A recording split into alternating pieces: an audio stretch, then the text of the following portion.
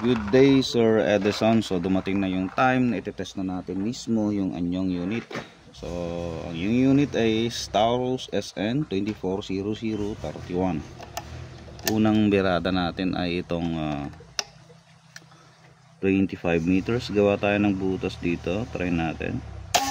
Okay, yun. Susundan na lang natin yung unang patama natin.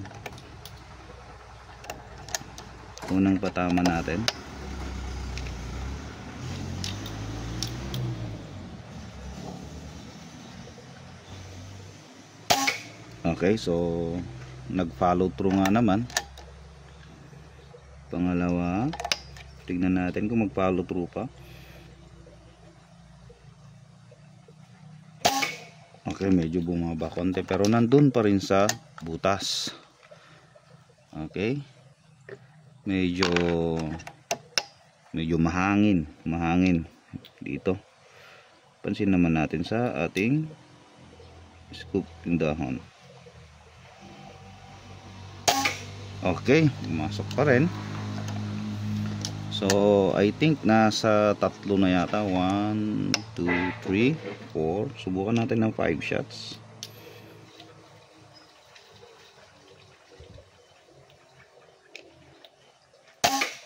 Okay, pumasok pa rin sa butas. Isa pa. So ito na yung accuracy and consistency ng iyong airgun, Sir Edison.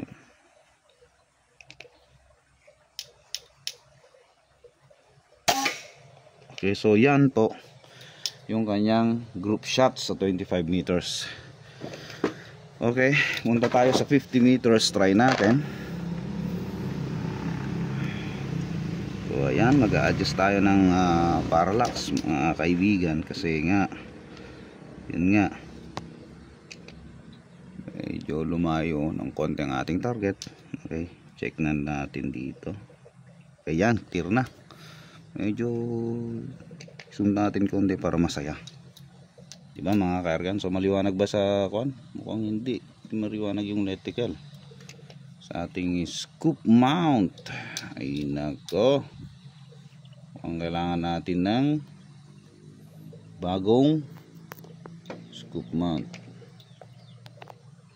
Baka may willing magpa-sponsor dyan. Ay nako, ayaw mag-clear. Sige, subukan natin. 50 meters, less than 1 inch target plate. Try natin dito sa 4 MOA.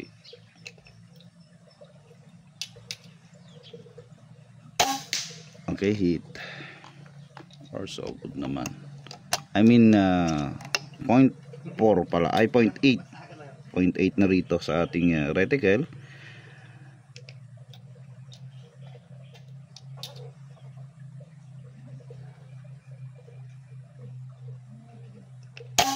Magalaw ang shooter. Okay, may utang tayong isa. Malakas ang pitik ng puso natin. Yan ang puso natin. Anyhow, sige, kontrolin natin.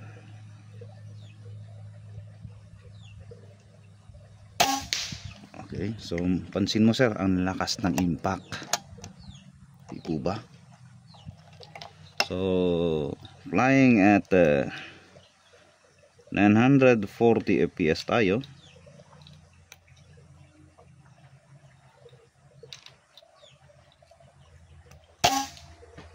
Talagang magalaw ang target.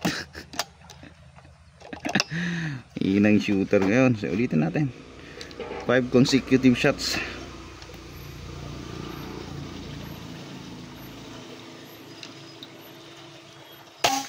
One,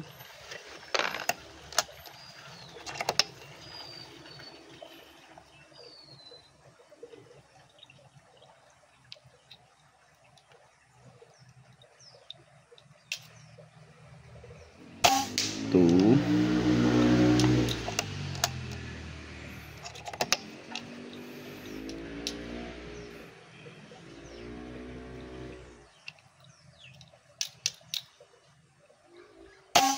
3. May dahon pala. May nasisilip akong dahon sa harap ng ating pellet flight or pellet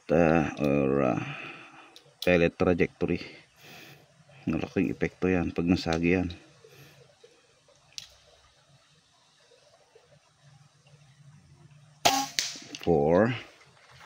Oh, mukhang makukumpleto natin yung 5 consecutive shots mga sir.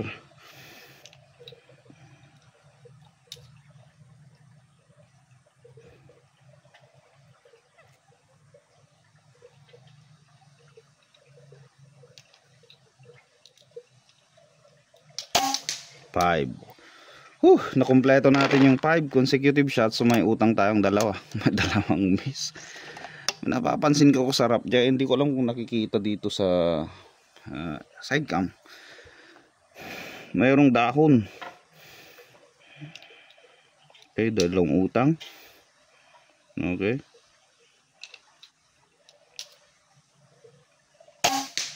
Okay, isa. Bayad na yung isang utang. Isa na lang.